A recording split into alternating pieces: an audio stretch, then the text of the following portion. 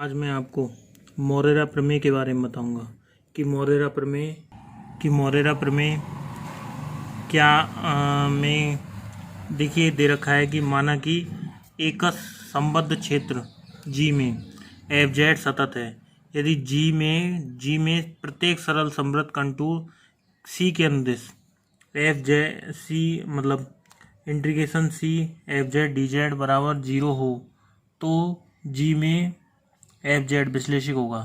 मतलब क्या दे रखा है कि कोई क्षेत्र है G, इस क्षेत्र G में एफ जेड क्या है, एफ जेड सतत है।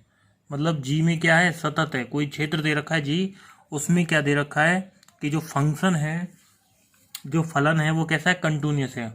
यदि वह फलन कैसा है, कंटिन्यूअस है, तो G में प्रत्येक सरल समृद्ध कंटूर C है ना, यानी कि उसमें कोई भी कंटूर बना लें, कंटूर यानी बंद क्षेत्र बना लें, तो उस बंद क्षेत्र के अनुदिश जो समाकलन होगा वो क्या होगा, 0। एक तो ये सिद्ध करना है ना फंक्शन का, और उस सी के अकॉर्डिंग में है ना। और जी में तो फिर जी को क्या करना है, विश्लेषक सिद्ध करना है। अच्छा देखिए, विश्लेषक सिद्ध करने के लिए क्या करना पड़ेगा कि जो समाकलन का मान है वो पथ से क्या होना चाहिए दोस्तों, स्वतंत्र होना चाहिए। यानी जी को जब हमें क्या करना है,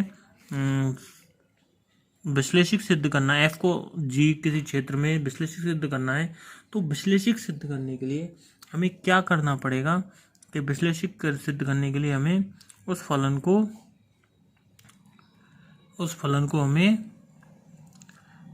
फलन का समाकलन एक तो पथ से स्वतंत्र सिद्ध करना पड़ेगा, और नंबर 2 उस फलन का अवकलज का अस्तित्व होगा ये भी बताना पड़ेगा।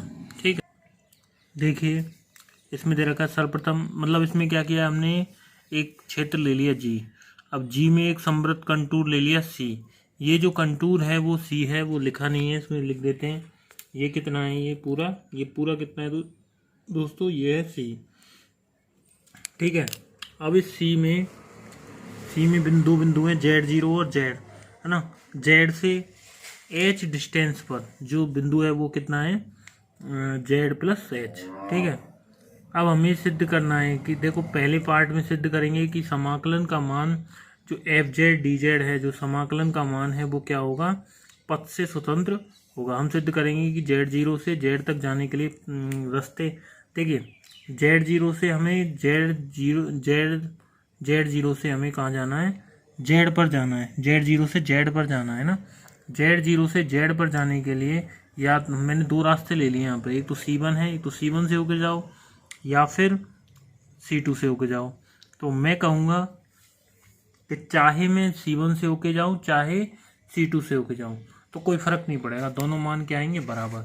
अच्छा देखिए, दोनों की जो डायरेक्शन है C1 की और C2 की डायरेक्शन क्या है, एक दूसरे के अपोजिट है, एक दूसरे के, यानी C1 ऐसे जा रहा है, C1 ऐसे जा रहा है इस तरीके से, और C2 इस तरीके से। तो C1 की एंटी क्लॉकवाइज है और C2 की क्लॉकवाइज है। ठीक है, अच्छा अब हम कहते हैं कि देखिए क्या लिखा है, विश्लेषक फलन G में एक बिंदु कौन सा है, Z0 है, इसके प्रतिवेश में एक अन्य बिंदु कौन सा है, Z है। ये वो तो लिखा ही है हमने, है ना, कुछ अभी चित्र में बताया था। अच्छा, Z0 से Z तक दो पथ हैं, C1 C2 है। ठीक है, चूँकि कंटूर C विश्लेषक फलन G के अंदर क्या है, अंदर एवं बाहर विश्लेषक है। चूँकि कंटूर C विश्लेषक फलन के अंदर है, विश्लेषक फलन G के अंदर एवं बाहर विश्लेषक है। अच्छा, विश्लेषक इसलिए क्या होगा कि जो C के अकॉर्डिंग क्या होगा, जो समाकलन होगा वो C1 के अकॉर्डिंग समाकलन और C2, क्योंकि एक को यदि हम प्लस माने तो दूसरे को क्या आ जाएगा, माइनस। और फिर हमको क्या दे रखा है, हमको दे रखा है तो स्टेटमेंट में दे रखा है, अब देखो F Z D Z integration C F Z D Z कितना, 0। तो मैंने कहा ये कितना हो जाएगा दोस्तों, 0, और यहाँ पर कितना, C1, और यहाँ पर चूँकि C1 C2 की डायरेक्शन अपोजिट है इसलिए C1 को पॉजिटिव ले लिया तो C2 को क्या ले लेंगे, नेगेटिव। ठीक है, और इसका मान दे रखा है अपने को कितना, 0। अच्छा, फिर इसको क्या कर दिया हमने, हमने यहाँ पर इसको ले गए तो C1 एफ जेड का कंटूर C1 के अकॉर्डिंग या पथ C2 के अकॉर्डिंग जो समाकलन का मान आएगा वो क्या आएगा, समान आएगा। इसका मतलब अतः समाकलन का मान पथ से स्वतंत्र, चाहे हम C1 से होके जाएं चाहे हम C2 से होके जाएं, तो दोनों मान क्या हैं, पथ से स्वतंत्र हैं, मान बराबर हैं। फिर देखिए दूसरे में मैं कहूँगा कि अवकलज का क्या होगा, अस्तित्व होगा, है ना। एफ जेड बराबर कितना, Z0 से Z, ये मैंने माना है क्या, यानी कि Z0 से और Z तक जाना है ना। और यहाँ एक्साई का फंक्शन है, एफ क्या है, एक्साई का फंक्शन है। तो इसमें क्या होगा दोस्तों, देखें ये माना मैंने एफ जेड बराबर Z0 से Z, है ना, एक्साई बोलते हैं इसको, ठीक है। अच्छा इसी प्रकार एफ जेड प्लस एच, यहाँ जेड की जगह जेड प्लस एच रखेंगे तो कितना हो जाएगा, Z0 से ये जेड की जगह कितना हो जाएगा, जेड प्लस एच, ठीक है। ये हो जाएगा एफ एक्साई डी एक्साई। अब दो में से एक घटा देता हूँ, एफ ये किसका फॉर्मूला है, ये है एफ डैश जेड का, है ना। तो 1/h हो जाएगा, Z0 से Z ऐसी है, चलो माइनस के 1/h, ये 1/h को कॉमन ले लिया और इसको मैंने लिखा Z0 से Z है ना, ये माइनस का तो इसको प्लस करके Z से Z0, ठीक है। फिर लिखा Z से Z0 F एक्साई D xi plus के Z0 से Z प्लस एच, है ना। फिर ये कह रहा है कि Z0 से Z मतलब Z से Z0, ये क्या कह रहा है दोस्तों, ये कह रहा है कि Z से Z0, है ना, ये कह रहा है कि Z से Z0, है ना। और वो कह रहा है कि Z0 से Z0 प्लस H, ठीक है ना। Z से Z0 क्या है, Z से Z0, Z0 से Z0 प्लस H, तो डायरेक्ट कह सकते हैं Z से Z0 प्लस H। तो ये आ जाएगा, देखिए क्या लिखेंगे यहाँ पर लिखेंगे हमने लिखा है Z0 से Z0 Z प्लस H, है ना, और Z से Z0, तो ये लिख देंगे Z0 से, इसको उल्टा आगे के पीछे करके लिखा है Z से Z0 और Z0 से Z0 प्लस H, ठीक है। फिर ये लिखा Z से Z प्लस H, Z से Z0 क्या है, यहाँ दोनों कॉमन है, कहते हैं ना A से B और B से C, तो लिखेंगे A से C, है ना, समाकलन की इस परिभाषा से। फिर लिखा है 1/h, है ना, ये लिख के दोनों लिमिट एक साथ रख दी हमने, ये आ गया। अच्छा फिर देखिए क्या लिखा है, चूंकि विश्लेषिक फलन G में समाकलन का मान पथ से स्वतंत्र है, अभी बताया था, अभी सिद्ध किया है, अतः Z से H दूरी पर रेखाखंड लेते हैं। मतलब जो दूरी है Z से Z0 प्लस जो H है दूरी है, Z से Z0 प्लस H जो दूरी है वो क्या ले लेते हैं अपन, रेखाखंड ले सकते हैं, लेते हैं जो कि पूर्णतः C के क्या है, अंदर है। तो ये देखिए F Z plus H minus K F Z upon H minus K F Z बराबर कितना, यहाँ पर अभी इसका मान कितना, इसका मान निकाला था अभी हमने, कितना निकाला था, देखिए ये इसका मान चल रहा था, कितना आया था 1/h एफ जेड से Z plus H F एक्साई D एक्साई, है ना, 1/h जेड से Z plus H F एक्साई D एक्साई minus K F Z, ये वैल्यू हमने यहाँ से समीकरण 3 से हमने कहाँ पर, यहाँ पर उतार दिया। फिर दोबारा माना कि एफ एक्साई क्या है, एफ एक्साई मान ले, एफ जेड क्या माना, एफ जेड देखिए यहाँ पर मान के चले थे हम कितना, Z0 से जेड और एफ एक्साई डी एक्साई, और यहाँ पे क्या है 1/h जेड से जेड प्लस एच, है ना, ये 1/h इसलिए है कि 1/h इसलिए क्योंकि जेड और जेड प्लस एच का अंतर कितना है, एच है, इसलिए 1/h।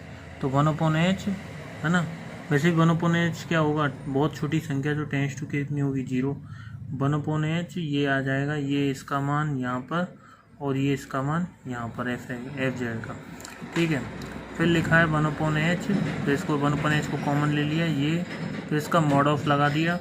अब एक कुल मिला के क्या करना है कि हमको ये जो है इसमें इसका मान टेंस टू 0 इक्वल टू 0 लाना है, तो मोड लगा दिया, मोड इधर भी आ जाएगा, इधर मोड लगाया है तो इधर भी मोड आ जाएगा, ठीक है।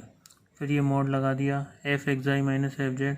अब आपको पता है कि एफ जेड क्या है, जेड सतत है, और सतत होता है तो क्या होता है, सतत की क्या मतलब है कि दो, यदि मतलब कोई फलन सतत है तो उसके दो, उस फलन वह फलन है अपने प्रांत या किसी प्रांत में सतत है, तो उस किसी बिंदु के प्रतिवेश में जो फलन का अंतर होता है ना, उसका अंतराल कितना होता है।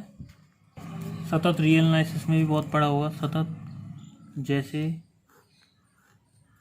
ये x1 ये x2 और ये कोई फंक्शन है, यदि x1 माइनस x2 का मॉड ऑफ लेस देन कितना है, डेल्टा है, तो f ऑफ x1 यहाँ पे आ जाएगा, f x2 यहाँ पे आ जाएगा, है ना इनके साथ। तो f of x1 minus f of x2 का भी मोड क्या आएगा, लेस देन एप्सिलॉन आएगा, जहाँ एप्सिलॉन और delta is greater than equal to 0 and less than 1 से छोटा होना चाहिए और 0 से बड़ा होना चाहिए। तो वही बात यहाँ है कि यदि सतत है तो इनके दो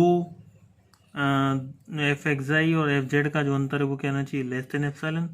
तो यहाँ इसका मान लेस देन करके एप्सिलॉन लिख दिया, फिर मॉड ऑफ एच, जेड से जेड प्लस एच, है ना, एक्स आई एप्सिलॉन बाहर निकाल दिया, काट पीट के ये आ जाएगा कितना, इसका इंटीग्रेशन कर दिया, इंटीग्रेशन करके ये एप्सिलॉन आ गया। एप्सिलॉन, अब चूंकि एप्सिलॉन क्या है, एप्सिलॉन जो है अपना, एप्सिलॉन टेंड्स टू 0, एप्सिलॉन का मान क्या होगा, 0 से बहुत पास में होगा, 0 और 1 के मतलब 0 के बहुत पास में, ठीक है। इसलिए यहाँ लिमिट लगा दी, लिमिट लगाने पर ये क्या बन जाएगा दोस्तों, ये अपना बन जाएगा एफ टेस्ट जेड बराबर एफ जेड।